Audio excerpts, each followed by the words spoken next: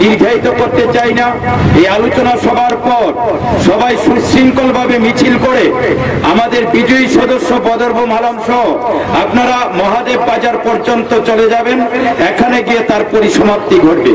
আমি যে কথা বলে আমার বক্তব্য শেষ করতে চাই, আমরা এডিসি নির্বাচন ঘোষণার সঙ্গে সঙ্গেই আমরা বলেছিলাম যে ত্রিপুরা রাজ্যের শান্তির উন্নয়নের পরিবেশ যেভাবে এগিয়ে চলছে, লাল ঝান্ডাকে ভিত্তি করে ত্রিপুরার মানুষ সচেতন মানুষ, তাই ত্রিপুরার মানুষ ৩রা মে উৎসবের মেজাজে ভোট দেবেন আর ২৮টি কেন্দ্রের ২৮টি বামফ্রন্টের প্রার্থীকে বিপুল ভোটে জয়যুক্ত করবেন।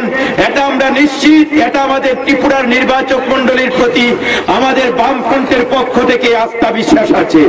আমরা সত্যিই দেখলাম ত্রিপুরার মানুষ সচেতন, পাহাড়ি বাঙালি, দেববর্মা, হালাম, রিয়াং, ডার্লং সবাই একাকার হয়ে আগামী দিনে ত্রিপুরাকে আর এগিয়ে নেওয়ার জন্য, ত্রিপুরার দাবি দিল্লির কেন্দ্রীয় সরকার থেকে ছিনিয়ে আনবার জন্য সকলে মিলে ঐক্যবদ্ধভাবে লাল ঝান্ডাকে আরো শক্তিশালী করেছেন। ২৮টি আসনের ২৮টি যে বামফ্রন্টের প্রার্থীরা বিপুল ভোটে জয়ী হয়েছেন। বিরোধীরা বলেছিল বামফ্রন্ট ২৮টি আসন পাবে না, বিরোধীরা বলেছিল বামফ্রন্ট এবার এডিসি দখল করতে পারবে না। তার আর একটাই কাজ ছিল, একটা মিছিল, একটা সভা তারা করতে পারেনি, জনসমর্থন তাদের ছিল না। তাদের একটাই কাজ ছিল মিথ্যা কুৎসা, অপপ্রচার, মিথ্যার গল্প বানিয়ে মানুষকে বিভ্রান্ত করা। এই মিথ্যা কুৎসা অপপ্রচারে রাজ্যের নির্বাচক মন্ডলী তারা সায় দেননি, তারা সাড়া দেননি। মিথ্যা কুৎসা অপপ্রচার আর ষড়যন্ত্রের বিষ ধার ভেঙে দিয়ে প্রত্যেকটা নির্বাচক মন্ডলী প্রতিটি কেন্দ্রে গুরুত্বপূর্ণ ভূমিকা পালন করেছেন।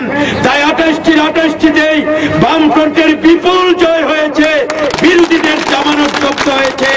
এই জয় আরো এগিয়ে নিতে হবে। আগামী দিনে আরো সুন্দর, আরো উন্নয়নের ত্রিপুরা, আরো সুন্দর ভিলেজ কমিটি গঠনের জন্য আমরা এগিয়ে যাব, ভূমিকা গ্রহণ করব। এটাই হবে বিজয় মিছিলের শপথ। সেই শপথ নিয়েই আগামী দিনগুলিতে লড়াইকে শক্তিশালী করবার জন্য সকলে মিলে ঐক্যবদ্ধভাবে ভূমিকা গ্রহণ